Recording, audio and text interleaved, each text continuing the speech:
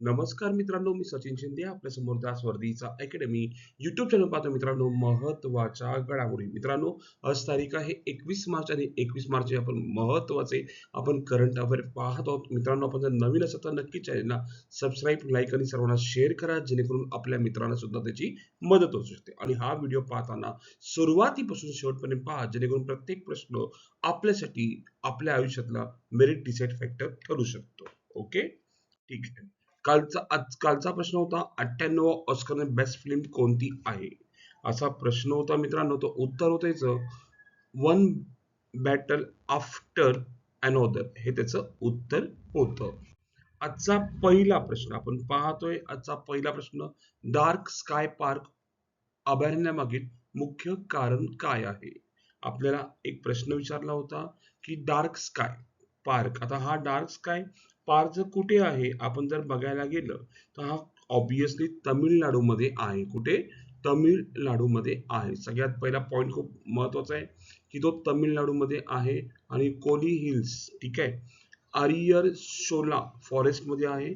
उद्घाटन 27 फेब्रुवारी मध्ये झालेलं आहे. ॲस्ट्रो टुरिझम आणि लाईट पोल्युशन कमी करणे हा त्याचा मुख्य उद्दिष्ट आहे, लक्षात ठेवा.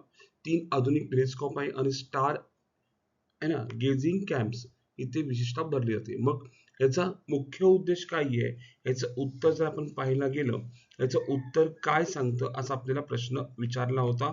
आणि मित्रांनो, काही पॉइंट्स आहेत, जेव्हा मी पॉइंट्स घेतो आणि पॉइंट्स मध्ये क्वेश्चन पण असतात, त्यानुसार सगळ्यात पहिले पॉइंट्स पण तुम्ही वाचत जा, जेणेकरून पॉइंट्स मध्ये सुद्धा खूप काही आपल्याला समजत जाईल. ठीक आहे.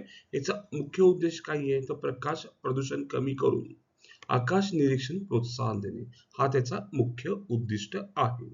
दुसरा प्रश्न, कोल्ड रिस्पॉन्स सरावाचा मुख्य उद्देश काय आहे. आर्टिक परिस्थिती लष्करी तयारी, ठीक आहे. कोल्ड रिस्पॉन्स सर्व्हिस, नाटो लष्करी सराव, ठीक आहे, नॉर्वे, 14 देश 25,000 सैनिक, ठीक आहे. ARCTIC म्हणजे आर्टिक युद्ध तयारी हा त्याचा मुख्य उद्देश आहे. तिसरा, यादवकालीन स्थापत्याची प्रमुख वैशिष्ट्ये कोणती. आता हा प्रश्न घेण्याचा मूळ उद्देश काय. यादवकालीन स्तंभ सध्या वर्धामध्ये भेटलेला आहे. ठिकाण हिंगणघाट वर्धा, वेण्णा नदी किनारा, काळ 12वे शतक, राजवंश, यादव देवगिरी राजधानी, शैली हेमाडपंथी स्थापत्य, वैशिष्ट्य कमळ कोरीव काम, बेसॉल्ट दगडानुसार.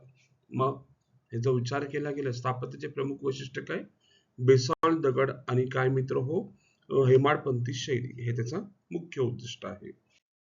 पुढे नेक्स्ट पॉइंट आपण बघतोय, दार्जिलिंग हिमालयन रेल्वे कोणत्या प्रकारची रेल्वे आहे. आता हा प्रश्न का आला, कारण की ते फर्स्ट टाइम पहिली महिला TTE झाली आहे, लक्षात ठेवा. सरिता योल्मो ही झालेली आहे. त्या अनुषंगाने हा प्रश्न खूप महत्वाचा आहे. कुठे झाली आहे, दार्जिलिंग मध्ये, ठीक आहे. दार्जिलिंग हिमालयन रेल्वे कोणत्या प्रकारची रेल्वे आहे, असा सुद्धा प्रश्न जर आला तर आपल्याला तो माहित पडला पाहिजे. तर ऑब्विसली ट्राय ट्रेन आहेत त्या सर्व. तिथे पहिली महिला TTE झालेली आहे सरिता योल्मो. नेक्स्ट, पाचवा प्रश्न, भारत टेक्स 26 कुठे आयोजित होणार आहे. भारत टेक्स, लक्षात ठेवा, 26 कोठे आयोजित होणार आहे, तर उत्तर आहे नवी दिल्लीमध्ये ते आयोजित होणार आहे. नेक्स्ट, सहावा प्रश्न, निर्भया निशा मध्ये सेफ्टी पोलचा उपयोग काय आहे. त्यासाठी आपण पाहूया निर्भया निशा काय आहे.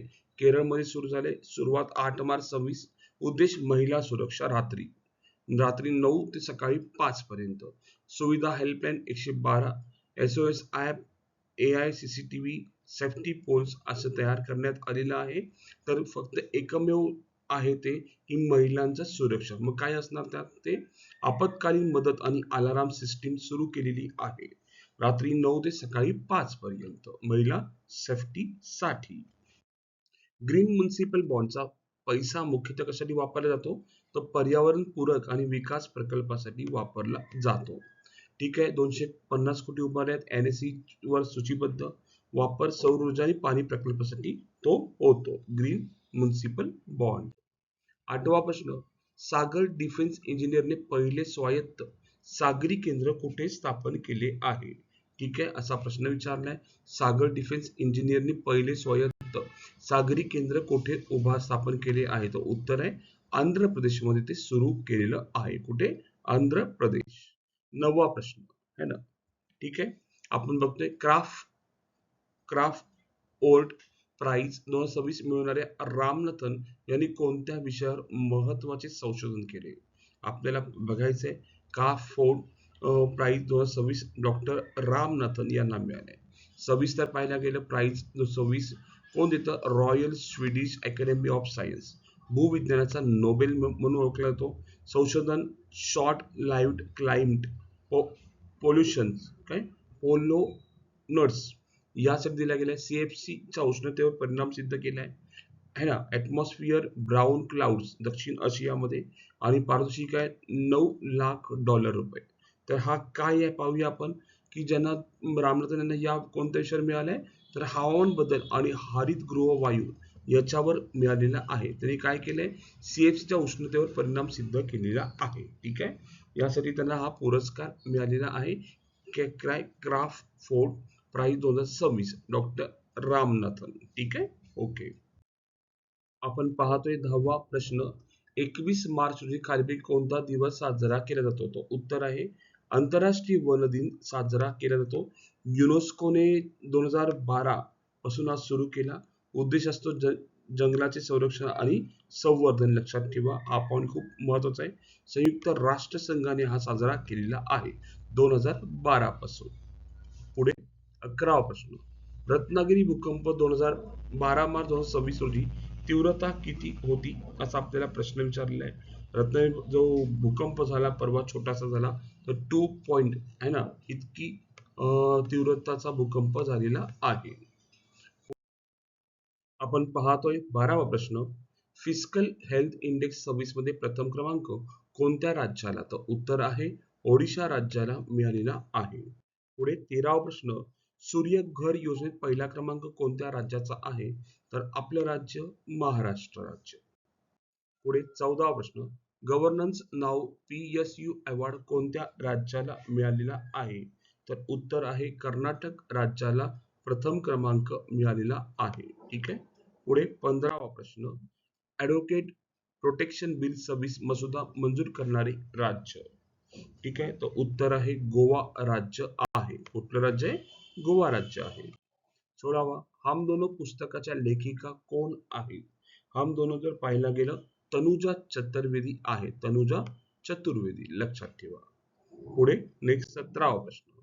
इंडिगोचे अंतरिम CEO सध्या कोण आहे? इंडिगोचे अंतरिम CEO जर पाहायला गेलं तर इशाता गर्ग आहेत. लक्षात ठेवा. कोण? इशाता गर्ग. नेक्स्ट 18वा प्रश्न.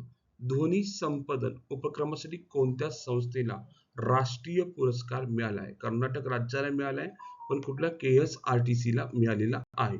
कर्नाटकाची रोड ट्रान्सपोर्ट कॉर्पोरेशन आहे. लक्षात ठेवा. ठीक आहे. पुढं 19वा प्रश्न. महाराष्ट्र क्रमांक फिस्कल हेल्थ इंडेक्स 26 मध्ये कितवा आहे असा आपल्याला प्रश्न विचारलाय. महाराष्ट्राचा कितवा क्रमांक लागतो? आपण जर पाहायला गेलं महाराष्ट्राचा 5वा क्रमांक लागतो. कितवा? 5वा क्रमांक. 20वा प्रश्न. BSE वर ग्रीन बॉन्ड सूचीबद्ध करणारी पहिली महानगरपालिका कोणती? तर उत्तर आहे पिंपरी चिंचवड आहे. आणि सर्वांसाठी आजचा प्रश्न. राष्ट्रीय लसीकरण दिन कधी साजरा केला जातो? ऑप्शन आहे 14 मार्च, 15 मार्च, 16 मार्च, 17 मार्च. आपल्याला कमेंट मध्ये उत्तर सांगायचंय की उत्तर काय असणार आहे. आणि मित्रहो आज आपण इथेच थांबू. उद्या याच टाइम रोजी याच वेळी भेटू मित्रांनो. धन्यवाद. थँक्यू.